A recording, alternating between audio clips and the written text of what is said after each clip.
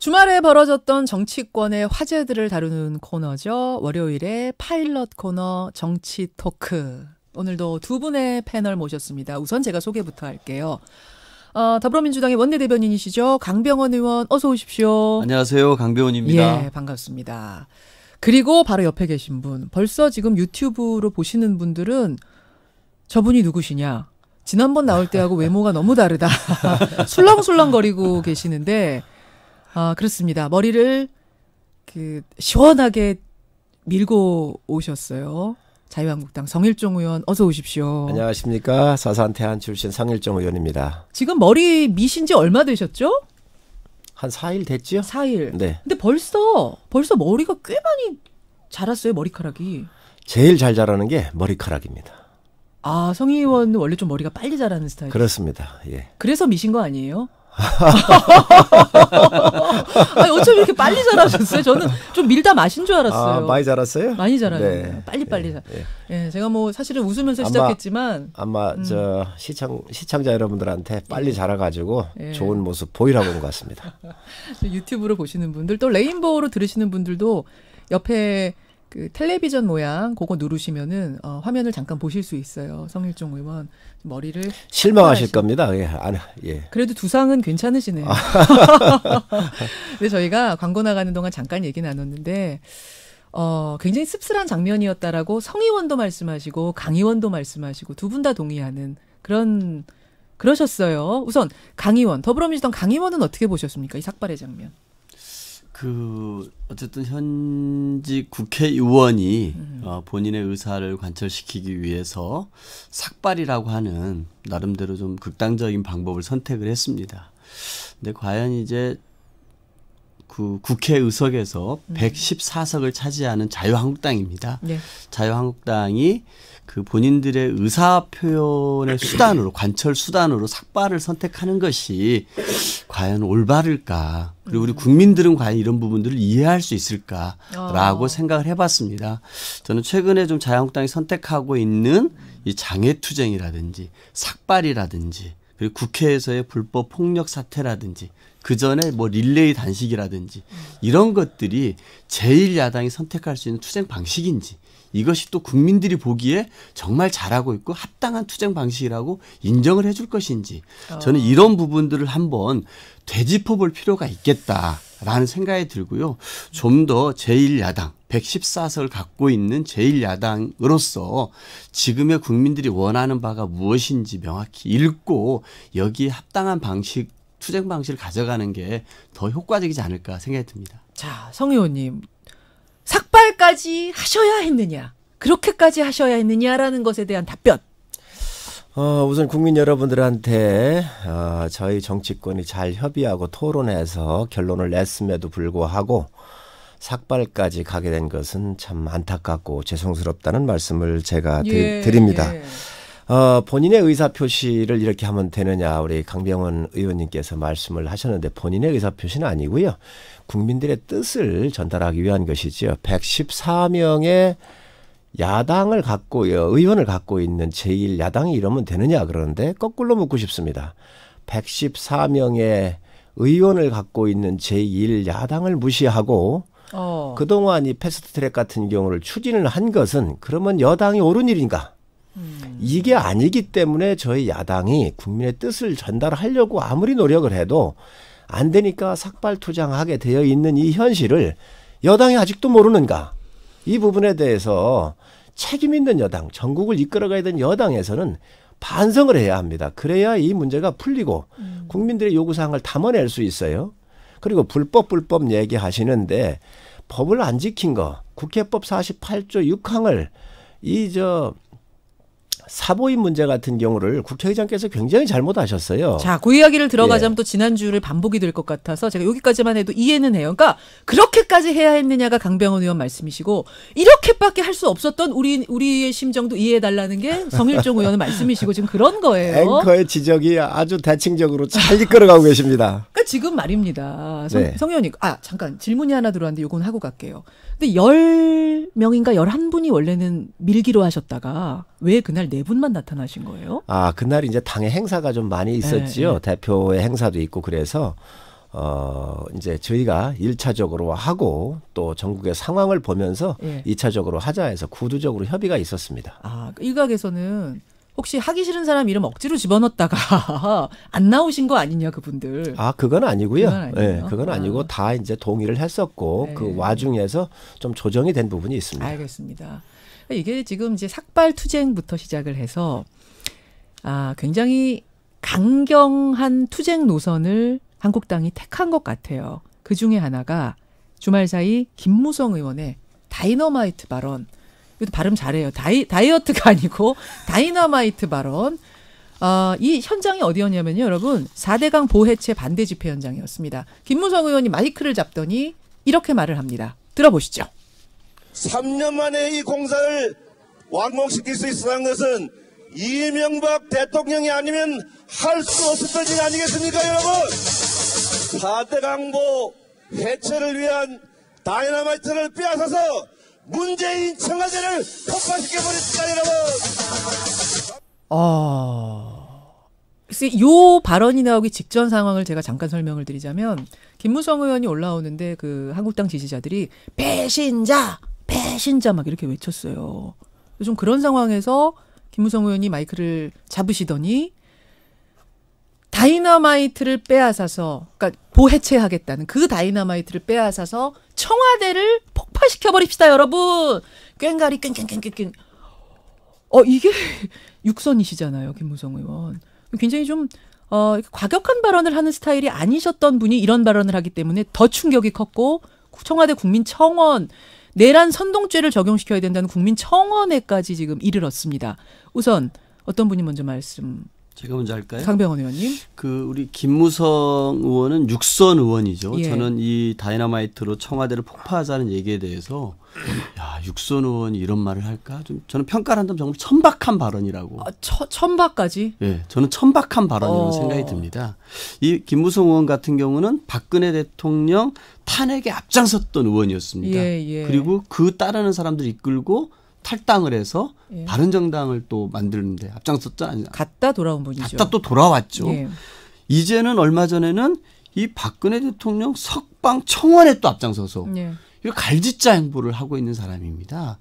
저는 그런 것이 왜 그럴까? 아까도 말씀하셨습니다만 그 집회에 오르니까 배신자 나오니까 예. 저는 지금 한국당의 좀 이게 강경투쟁의 강성 발언의 대부분의 근거가 이 태극기 부대에 어떻게 하면 충성을 할 것인지, 내가 얼마나 더 여러분들보다 더 과격하거나 여러분들의 입맛에 맞출 수 있는 정치인인지를 보여주는데 앞장서서 경쟁하고 있는 것이 경쟁이 아니에요. 벌어진 거 아니야? 누가 더 강하게 나가고 누가 더 예. 거칠게 나가느냐 경쟁이 벌어진 것 같다. 예, 황교안 대표를 보십시오.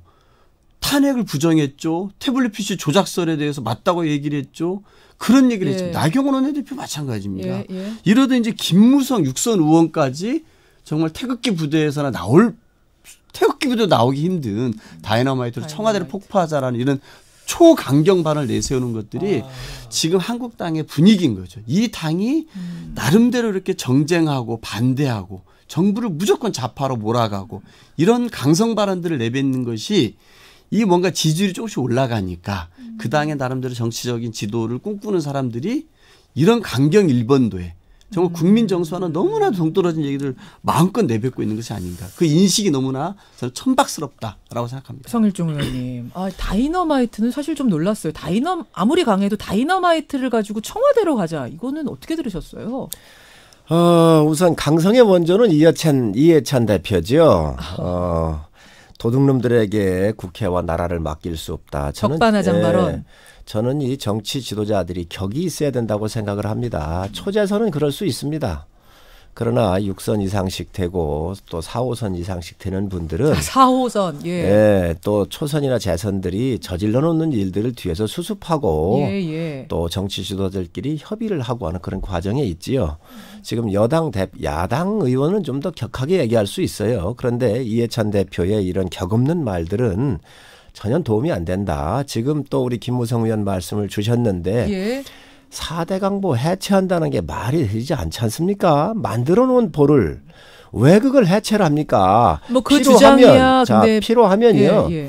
보를 개방을 해서 이 자연의 재자연화 한다는 거 아닙니까? 이것도 말장난인데 포 개방해서 물 흘러가게 하면 생태계가 부족한 물이 내려가면서 큰 문제가 없어요. 그리고 이 4대강 포도 수질 측정을 했는데 상류 부분만 했지 하류 부분엔 측정도 안 했습니다. 엉터리입니다. 자, 근데 성 의원님 있으니까. 그 부분에 대한 의견은 얼마든지 누구나 자유롭게 얘기할 수 있어요. 해체 찬성 반대 얼마든지 충분히 얘기할 수 있는데 그것과는 좀 별개로 그래서 청와대를 다이너마이트를 갖고 폭파시켜버리자 이 표현 자체는 어떻게 보세요? 자, 그래서 그러한 포를 폭파하겠다고 말도 안 되는 이 여권의 이야기를 하고 있으니 아마 그걸 빗대 가지고 야 이거 폭파한다는 사람들 문제가 있지 않니? 그렇다고 김무성 대표가 이 다이너마이트를 들고 청와대로 가겠습니까? 그만큼 절박한 표현을 은유적인 표현이었다. 그렇습니다. 이건. 야당의 입장에서 말씀하신 건데 어찌됐든 여당의 대표든 야당의 중진들이든 이런 과격한 이야기는 바람직하지 않다 생각합니다. 네, 강 의원님. 지금 보면은 이제 우리 김무성 의원의 이 다이너마이트로 청와대를 폭파하자라는 이 발언에 대해서 이 김무성 의원을 내란죄로 다스려달라는 청와대 청원이 세도를 하고 있고 지금 얼마 됐어요? 아마 오늘 아침 기준 한 12만 명이 넘은 것으로 알고 있습니다. 굉장히 많은 국민들이 이런 발언들에 대해서 분노를 하고 있는데요. 참고로 형법 내란죄 조항을 보면은 그 87초에 정말 하실 겁니까? 국토를 참전하거나 국헌을 문란할 목적으로 폭동한 자에 대해 경중에 따라 최대 사형 무기징역 또는 무기 근거를 처할 수 있도록 규정하고 있습니다. 저는 최근에 한국당 분위기를 보면은 이 국헌을 문란한 목적은 있는 것 같아요. 거의 모든 부분에 관해서 좌파 독재다. 이 정권을 정말 눈뜨고 볼 수 없다. 내가 목숨 걸고라도 이 정권 무너뜨리겠다라는 하는 걸 하고 있지 않습니까? 그런 집회에 또 우리 김무성 의원이 등장해서 다이너마이트 발언을 했기 때문에 정말 이렇게 심각한 발언이다. 뭐 여기까지 좀 갈지는 모르겠습니다만 정말 육선 의원으로서 정말 부끄러운 발언이라고 저는 생각합니다. 우리 강 의원이 그런 말씀을 하셨는데 야당에서 뭐 김무성 의원이 다이너마이트를 들고 가겠습니까? 그런 얘기 하더라도 허허 웃으면서 그렇습니다. 좀 과격하다. 웃기에는 좀 섬뜩하지 않았어요. 자, 너무. 그리고 그 은유적으로 얘기를 하셨더라도 좀 정지해 주십사 이러고 넘어가야 전국도 풀리고 국민도 이해를 하지요. 지금 이걸 더 이렇게 막 그냥 더 세게 얘기를 하시면 강 의원님 국민들이 불안하십니다. 청와대 청원 게시판 얘기를 하셨는데 청와대 청원 게시판은 이런 거로의 분출구가 아닙니다. 행정부에 대한 국민들의 여러 가지 애로사항. 근데 국민들이 또 오죽하면 올리셨겠어요. 다른 걸로는 표현할 방법이 없으니까. 아닙니다. 그래서 이런 이야기를 올리더라도 청와대 입장에서는 입법부에 관련되는 이야기니까 그거는 청와대가 클로징을 하고 이렇게 해야지 이런 것들을 즐기고 있습니다. 이게 국민 갈등을 더 부추기고 있어요. 알겠습니다. 이러면 안 되지 않습니까? 자, 여러분 이런 이제 강경한 투쟁 노선 속에서 전국 순회도 하고 계시죠. 한국당이. 광주를 갔습니다. 지도부가. 금요일에 갔어요. 가서 황교안 대표가 물벼락을 맞는 일이 있었습니다. 저희가 지금 화면으로 보여드릴 수가 없어서 여러분 일단 음향으로 소리를 좀 느껴보시죠. 분위기.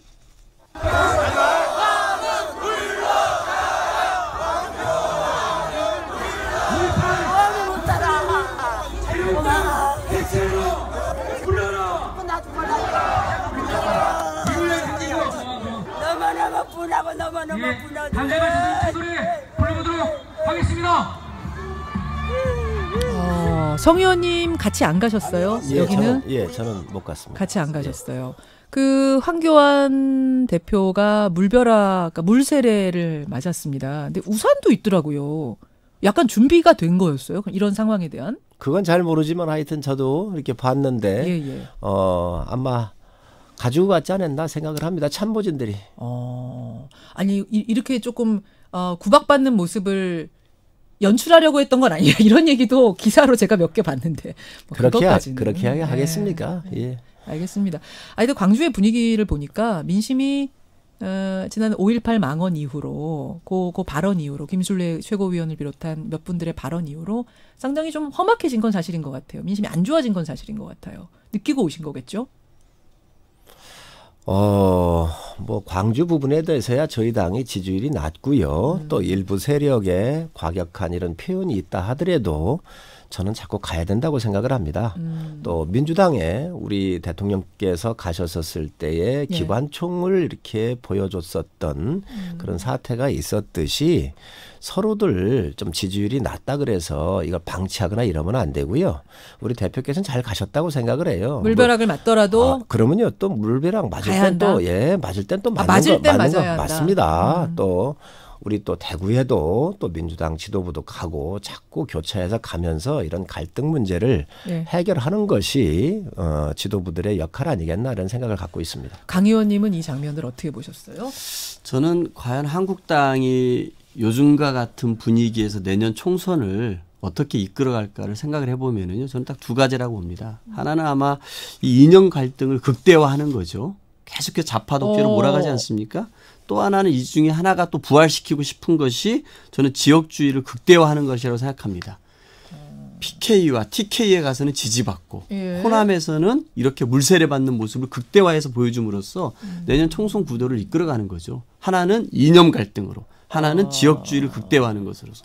저는 황교안 대표가 적어도 광주에 가서 본인들을 믿어달라고 하고 좌파 독재를 심판해달라고 하는 얘기를 하려면은 적어도 5.18 망언자들에 대한 명확한 징계를 했었어야 된다고 봅니다. 그 사과와 징계가 된 후에 갔었어야 된다. 그렇죠. 그런 부분에 대한 어떠한 진정성도 느껴지지 않고 김진태처럼 그런 망언자들에게 판을 깔아주고 5.18 민주화 운동이 북한군이 개입했고 괴물 집단이라는 판을 깔아주는 김진태 의원한테 고작 경고했습니다.